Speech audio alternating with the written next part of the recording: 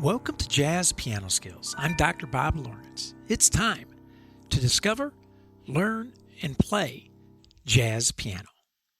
Well, I hope everyone has been enjoying the improvisational developmental patterns for the primary sounds of E, and of course, exploring the various fingering patterns that require a conscious shifting of our right hand to establish a great jazz articulation, and of course, to prepare the hand for continuous ascending and descending movement, right? Kind of essential for developing improvisational skills.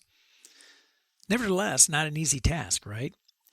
I've said it all along. It takes a serious commitment, endurance, patience, perseverance to develop proper hand movement. In addition to nailing down the correct chord scale relationships. We've been doing all of this, right, since the beginning of the year, moving our way around the circle of fifths, the various keys. So if you have been sticking with the program since January, wow, congratulations, right? A huge congratulations. You are a member of a very small and determined group of folks destined to achieve jazz greatness, jazz success. So let's keep cranking today. Let's keep our forward motion moving along, right? And tackle the altered dominant sounds for E.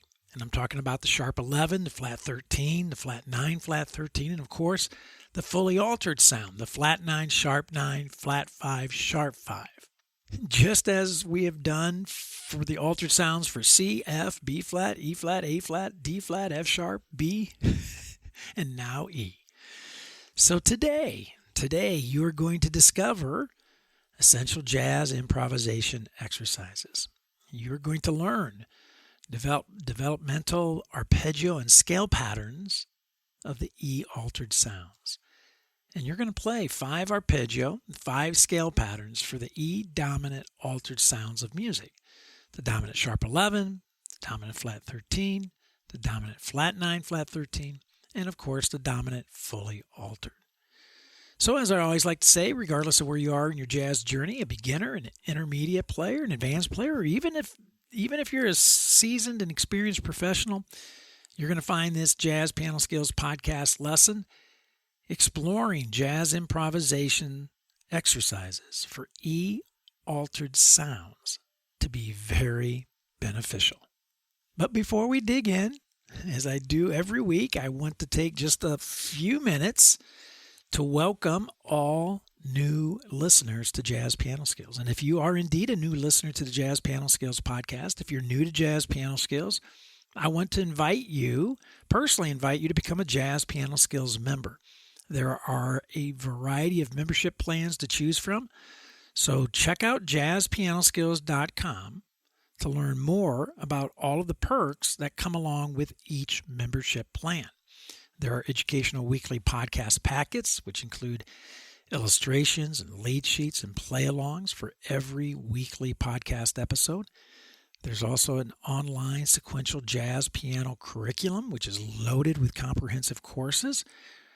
There's an online weekly masterclass, online interactive fake book, a private jazz piano skills community, which hosts a variety of engaging forums. And of course, there's also unlimited private, personal, and professional educational support. All of these perks, all of these bennies are waiting to help you discover, learn, and play jazz piano. So when you have a moment, check out jazzpianoskills.com and, of course, become a member. If you have any questions, once you get to the site, if you have any questions about the various membership plans or any of the perks, please do not hesitate to reach out to me. I'm happy to spend some time with you, answer any of the questions that you may have, and help you in any way that I can. Okay, on to our question of the week. This week's question comes from Mike Archer, living in Tulsa, Oklahoma. And Mike writes, why are some chords labeled using flats while others use sharps? For example, I see D flat major referenced frequently, and then I also see C sharp minor. Why not C sharp major or D flat minor? What's the difference? Is there a difference? Does it really matter? Would love to hear your take and appreciate your guidance with how I should be thinking about this very confusing notation system. Right? Well, Mike, that's a great question, and believe me, you're not alone. I think you speak on behalf of many folks who are studying jazz that are wrestling with the same question, right? So let me begin by saying yes. Jazz notation can be somewhat confusing, especially when getting started. And that is because, believe it or not, there is not an agreed upon universal way of notating the sounds of jazz. So naturally, you are going to run across a variety of different ways that jazz musicians use to say the very same thing. But,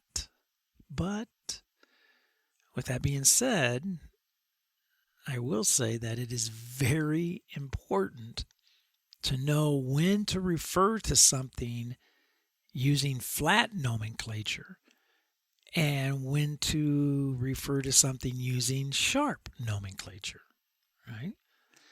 So when should you refer to a chord as D flat and when should you refer to a chord as C sharp?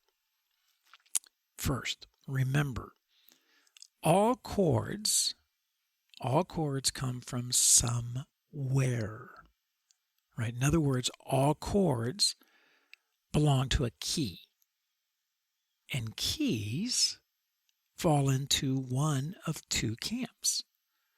A key is either a flat key, in other words, a scale is spelled using flats, or a key is spelled using sharps. So if the chord you are dealing with comes from a flat key, you will call it a flat name. And if it comes from a sharp key, of course, you're going to refer to it using a sharp name. So let's begin with the example that you mentioned, D flat and C sharp. In fact, let's take the entire D flat C sharp chord family and walk through it.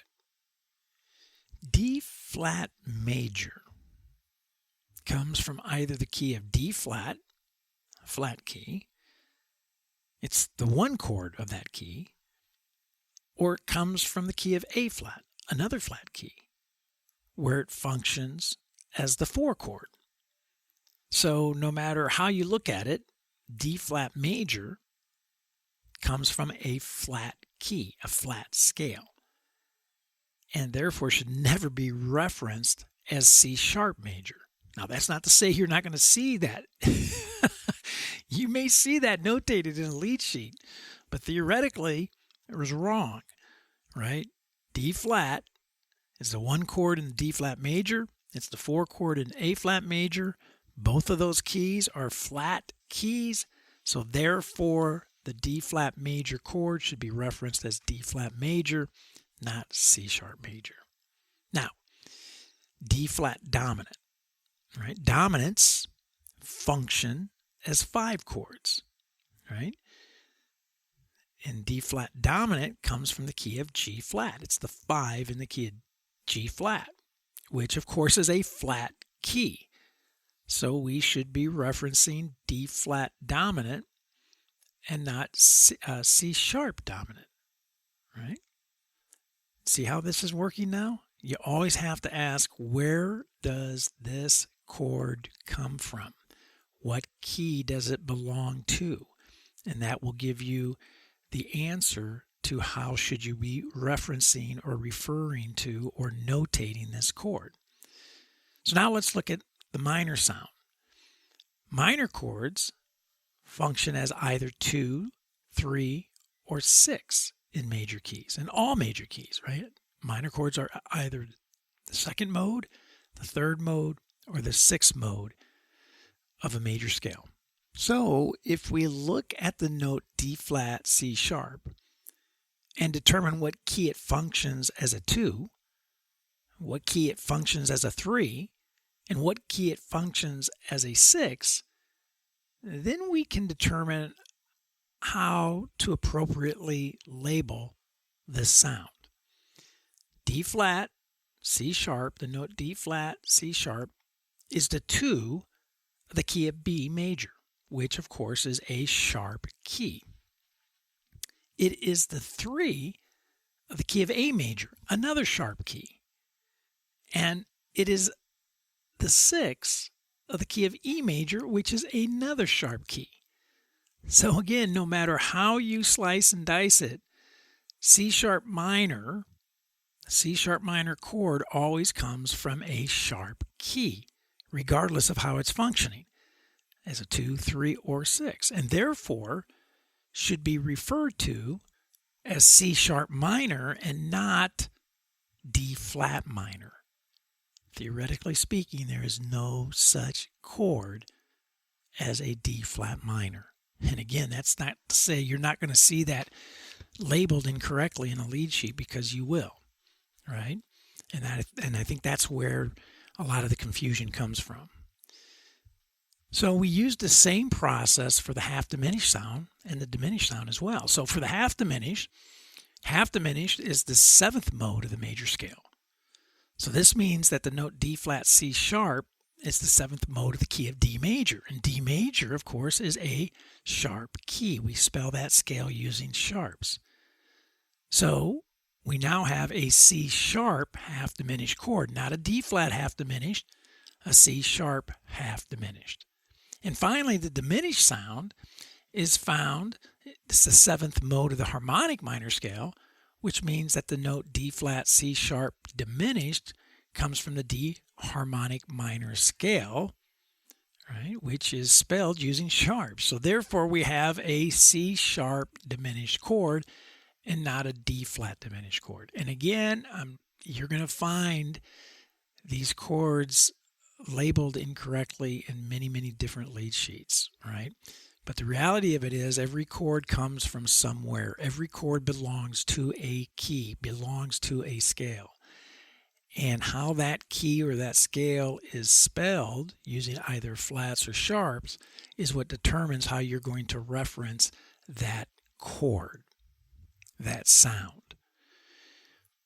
So, you see, Mike, you have to determine, right, where does this chord come from, regardless of what chord you're talking about. And then you'll be able to determine whether to refer to it as a flat or a sharp. Now, I'll tell you what.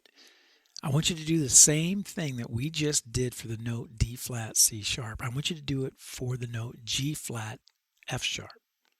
And I want you to look at that G flat F sharp family of sounds: major, dominant, minor, half diminished, and diminished. Send me your answers, and I will be happy, more than happy, to give you some feedback and let you know if you're right on track or if we're off track a little bit. So I hope this helps, Mike. As always, if you have any additional questions or if further clarification is needed, please do not hesitate to let me know. I'm always happy, as I say, to spend some time with you and provide further clarification if needed.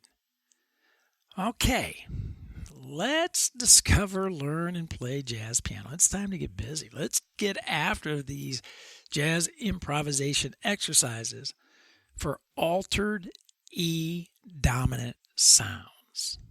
All right, as I mentioned in previous podcast episodes, that students struggle with improvisation more often than not because of poor fingering. It's not a lack of skill, it's not a lack of talent, it's not a lack of theory, understanding, or familiarity, but it's just simply due to immobile hands, right? Resulting from poor fingerings, of course. And this is why we have been devoting this entire year to addressing this issue, right? We've been on this quest to discover good fingering. We've been on a quest to, discover what establishes good fingerings. What's the criteria, right? What should we try to accomplish with our fingerings? Is there always a fingering option that will reign supreme over all the other options, right? And what about that golden rule that I keep bringing up that, if you all have studied classically, you know that we've been taught to avoid getting that thumb up there on those black notes, right? Cause a lot of problems, right? So we've been on this quest since the beginning of the year. The whole point of our journey, really, from the very get-go, was to establish definitive answers for these types of questions, but also to circumvent any type of fingering dilemma that we may be experiencing. In other words, we want to establish a really simplistic approach to fingering. And in doing so, establish unimpaired mobility, as I like to refer to it, for our right hand. All this sounds good, right? Of course it does. Because deep down, I know that if you can get your right hand to easily move around the keyboard and to do so instinctually, you'll be able to play the tunes that you love and embellish them, improvise over them as you wish. You'll be able to play jazz. And again, this is the entire point, the entire objective of this entire year, to simplify our fingering approach, to, again, establish a fingering conviction that will allow us to begin successfully practicing and establishing really good fingerings for all 60 chords using typical jazz patterns to help us do that, right? And in doing so, ultimately solidify a finger muscle memory that frees us up. If we have this good muscle memory, frees us up to think about musical expression, musical emotion, articulation, and creativity when we're playing, as opposed to worrying about fingerings. Wow. So the educational agenda for today is as follows. Number one, we are going to explore jazz improvisation exercises for E altered dominant sounds. Number two, we will play essential E altered arpeggio patterns that you need to discover, learn, and play from the root to the 13th of the sound using 4 entry points: the root, the third, the fifth, and the 7th. Number three, we will play essential E altered scale patterns that you need to discover, learn, and play. Again, from the root to the 13th of the sound. And again, using various entry points: the root, the third, the fifth, and the 7th. And number four, I will be playing all jazz improvisation exercises today using the E dominant 7 flat 13 sound. And number five, I will be playing all jazz improvisation exercises sticking with our traditional swing groove and comfy tempo of 110. So, if you are a Jazz Piano Skills member, I want you to hit the pause button. I want you to take a few minutes right now to download and print your podcast packets, your illustrations, your lead sheets, and your play-alongs. Right? Again, your membership grants you access to all of the educational podcast packets for every weekly podcast episode. And as I mentioned, every week, you should absolutely have these in your hands when listening to the podcast episode. And you absolutely should have them sitting on your piano when practicing this content, this material, these skills as well. So if you are listening to this podcast on any of the popular podcast directories, there are countless of them. Countless number, right? Apple, Google, Amazon, Spotify, iHeartRadio, Pandora. The list goes on and on. Then I want you to go directly to jazzpianoskillspodcast.com. That's jazzpianoskillspodcast.com to download your podcast packets, and you will find the active download links in the show notes. Okay, and one final but very significant message little disclaimer that I put on every in every podcast episode that if you are thinking, if you're listening right now, and if you're thinking in the back of your mind that the jazz improvisation exercises for the E altered sounds and the various scales that we are about to discover, learn, and play, if you're thinking like, wow, this is way over my head, then I would say to you, take a deep breath, breathe in, breathe out, relax, no worries, continue to listen. Continue to grow your jazz piano skills intellectually by just listening. That's all you got to do. Just listen to this podcast episode. Every new skill is over our heads when first introduced, but this is how we get better. We place ourselves smack dab in the middle of conversations where we're hearing things that we've never heard before. We're hearing words that we've never heard before. We're hearing words that we don't even know what they mean. So therefore, we're forced to grow intellectually. And I say it all the time. All musical growth begins upstairs, mentally, conceptually, before it can come out downstairs physically in your hands. It only makes sense. So listen to this podcast lesson now to discover and to learn. The play, as it always does, will come in time. I guarantee it. Okay, now that you have your lead sheets in your hands, I want to point out a few things. You'll see that lead sheets 1 through 4 deal with arpeggio motion, while lead sheets 5 through 8 deal with scale motion. Now, you're also going to notice that the jazz improvisation exercises are the same for all 4 altered E dominant sounds. For the sharp 11, for the flat 13, for the flat 9, flat 13, and of course for the fully altered, the flat 9, sharp 9, flat 5, sharp 5. The exercises are, of course, modified to reflect the proper sound. Now, the only difference with the arpeggios for the fully altered and the scales for the fully altered sound, the entry points are different. So just look at those lead sheets carefully and take note of that when practicing. You will also notice that my suggested fingerings are included for every note of every exercise for every sound. And of course, you can modify the fingerings, but just be careful, right? Remember, these fingerings have intentional hand shifts built in. So you may be thinking like, wow, you know what? This is going to be a lot easier if I erase some of these intentional hand shifts. I can play it without shifting the hand. Well, now you're just working against the objective that we've set out to achieve, right? So just be careful.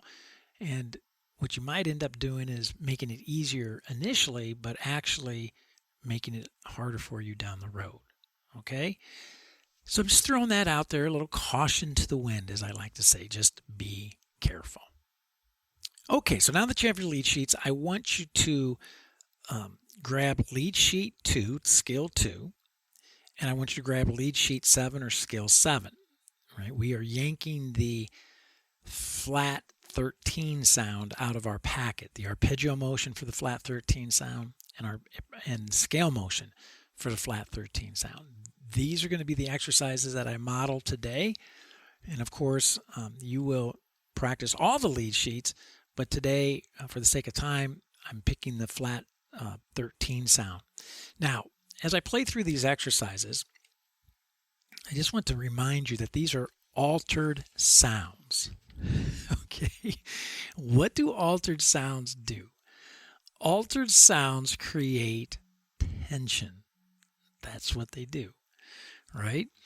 So what makes it challenging practicing altered sounds and in the manner in which we're going to do it today is that we're isolating an altered sound. So we're creating tension that's coming from nowhere and is not resolving anywhere, right? So it's just sitting out there. Tension unresolved. And tension unresolved can be kind of hard for the ears. So you might be hearing some of these exercises going like, wow, I'm not sure if that sounds correct. Well, keep in mind, these are altered sounds that are not resolving. They create tension. So you may find that to be the case with some of the exercises that I model for you today, and certainly with some of the exercises as you play through all the lead sheets as well. So we're going to begin with scale 2 or lead sheet 2 arpeggio motion.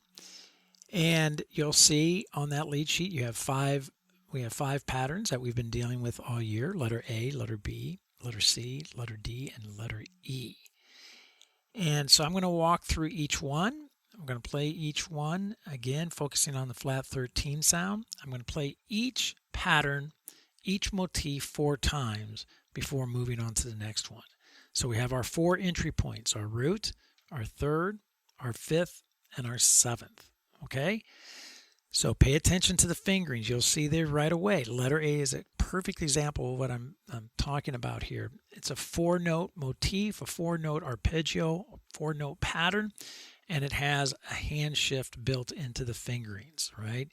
You can clearly play this with no hand shift, but that would be defeating the purpose of why we're doing what we're doing and spending the entire year focusing on these intentional hand shifts to create hand mobility.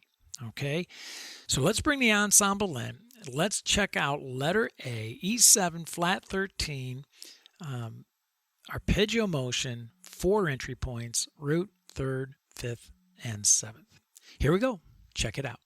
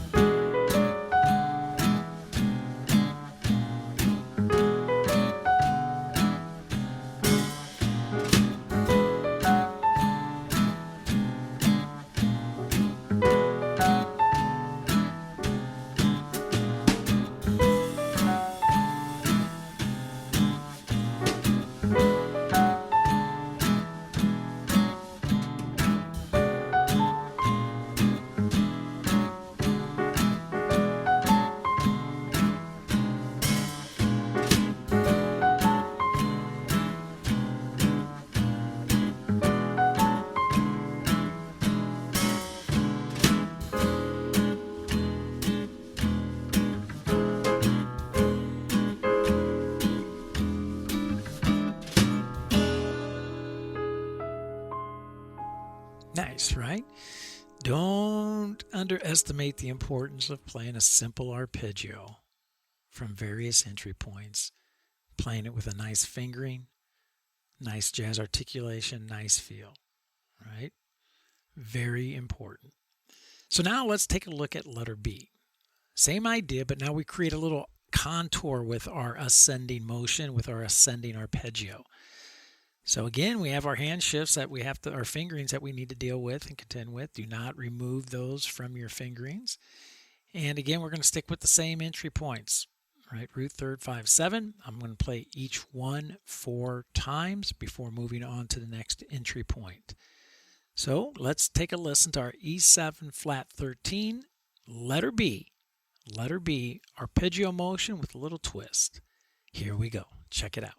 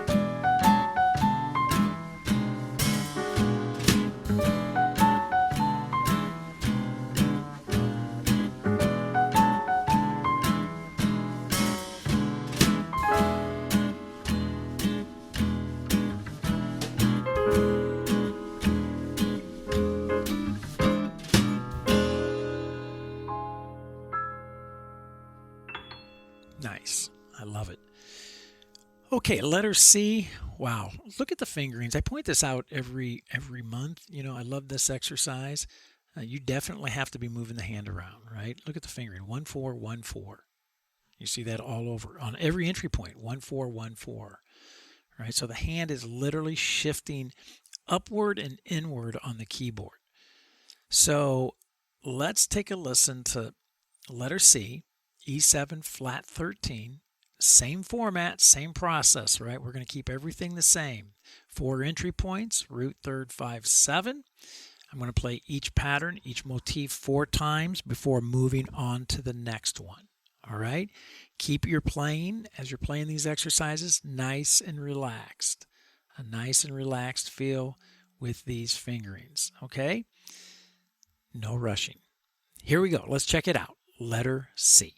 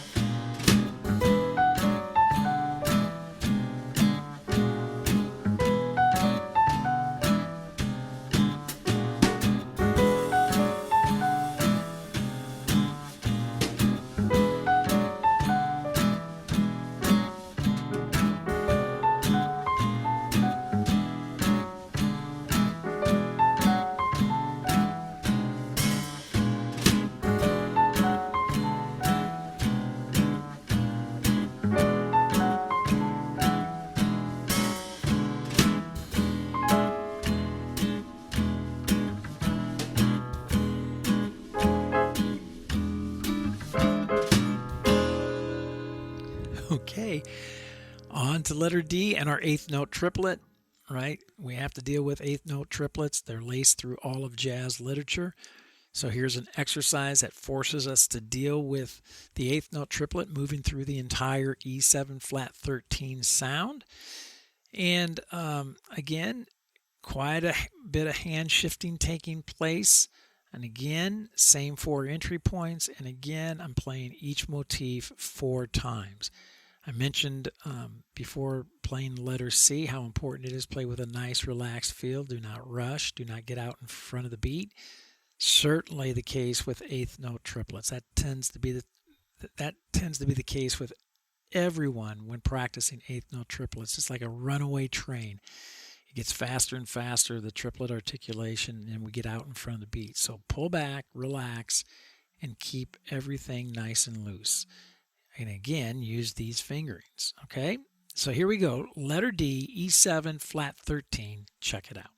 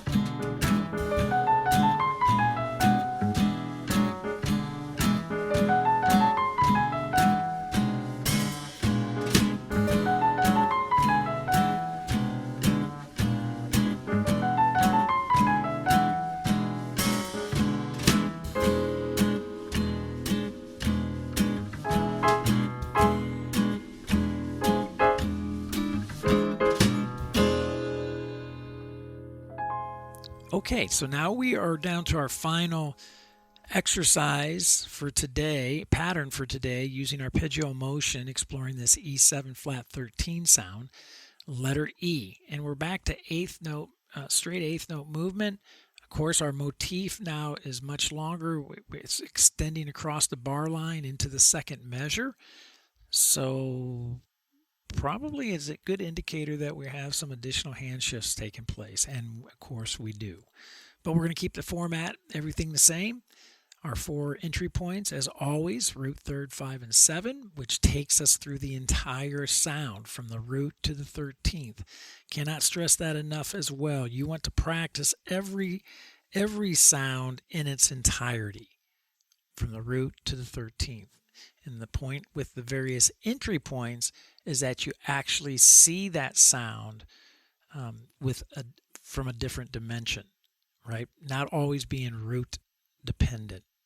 We want to avoid that as well. So, okay, so letter E, E7 flat 13, 4 entry points. I'm going to play each pattern again, as always, 4 times before I move on to the next entry point. So here we go. Check it out.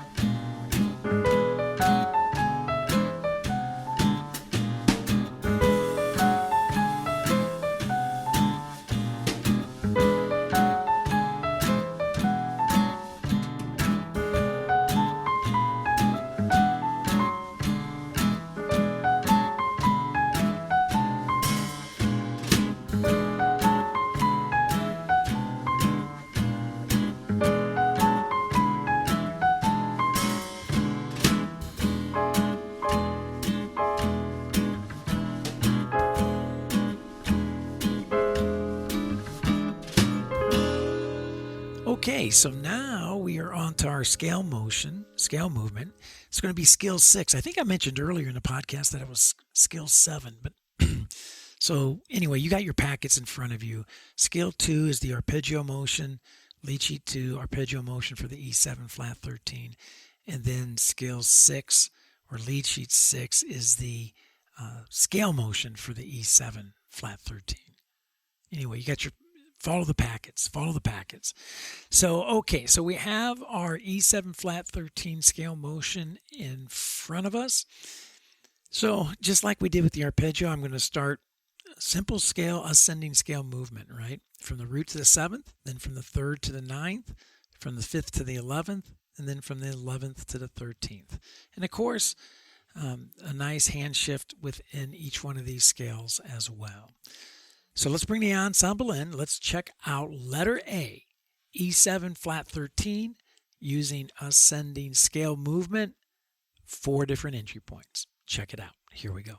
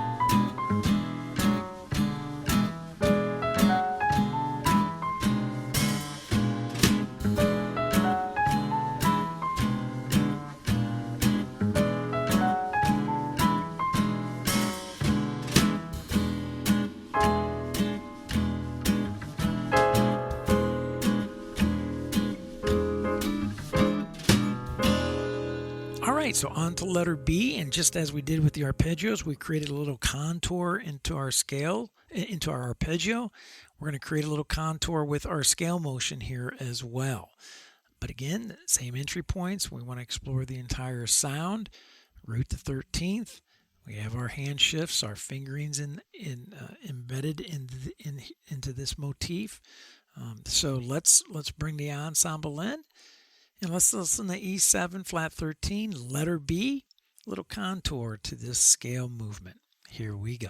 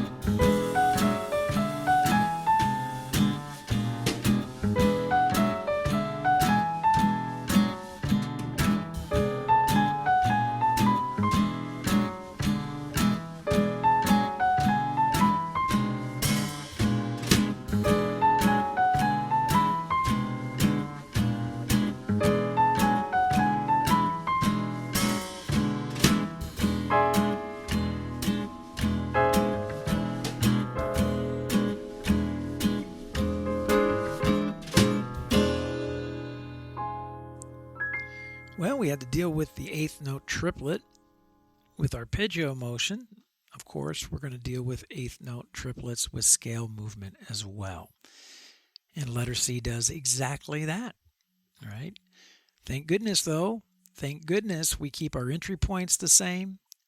Thank goodness we keep our format the same for all of these exercises.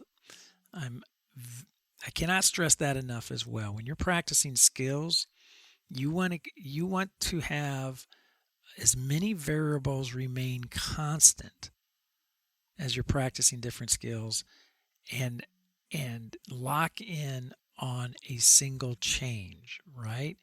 So the single change here is the rhythm, the eighth note triplet. Everything else remains the same. Our entry points, the exploration of the full sound from the root to the 13th, right? This familiarity helps us focus on the single objective that we are trying to accomplish, which would be the eighth note triplet and the fingerings. Okay? So, all right, here we go. Let's listen to letter C, E7 flat 13. Check it out.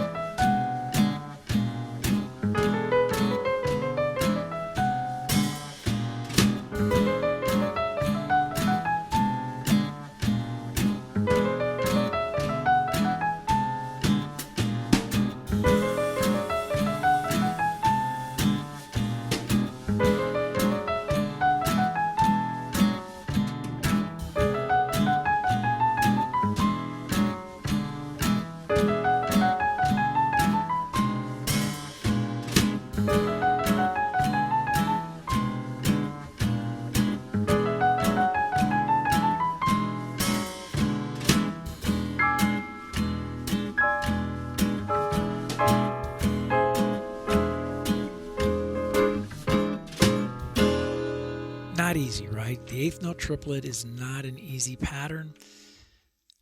It's well worth your time and investment and grunt work to continue to work on it. As I mentioned earlier, it is laced through all of jazz literature. So becoming very comfortable with that rhythm is absolutely essential. So now, letter D, we're back to eighth notes, but our motif stretches over the bar line again, and now we're into measure 2, so we have a longer motif. We have quite a few hand shifts taking place with our fingering, so be careful with that. But again, all our other variables are remaining the same. Our 4 entry points, root, third, 5, and 7, and the entire exploration of the sound from the root to the 13th. All right, so let's check out letter D, E7 flat 13.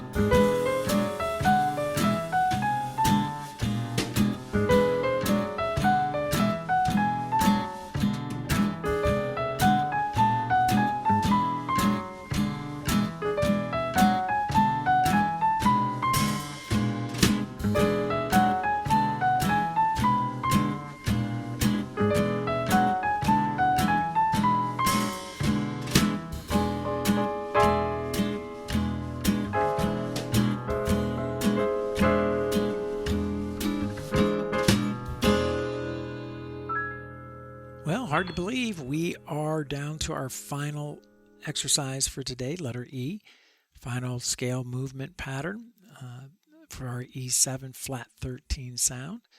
Our melodic idea, our melodic motif, again, gets a little longer. But again, all our entry points remain the same and our practicing approach remains the same. We're going to go from the root all the way through the 13th of the sound. So let's check out E7 flat 13, letter E. Pay attention to the fingerings and all the little hand shifts. Not a bad idea to mark where those take place so that when you're practicing them, you are consciously aware of the shifting. Okay, so here we go. Let's bring the ensemble in. E7 flat 13, letter E. Check it out.